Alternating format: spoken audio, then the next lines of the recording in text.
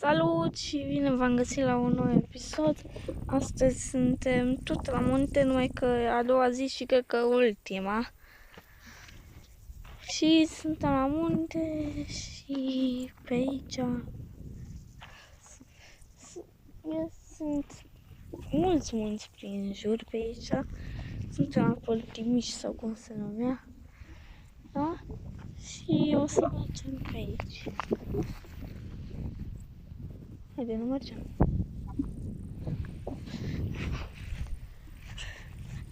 Și uitați-vă la asta.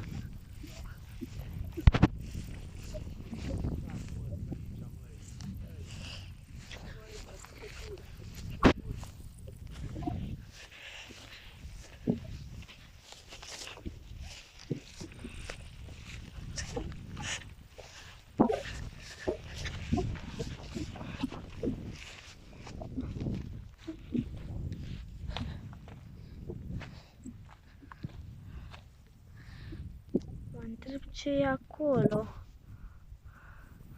Asta mă întreb. Ce e acolo? Poate scrieți în comentarii.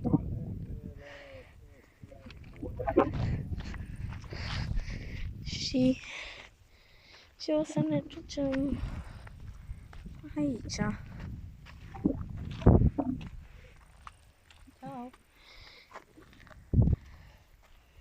Acum să ne ducem pe aici.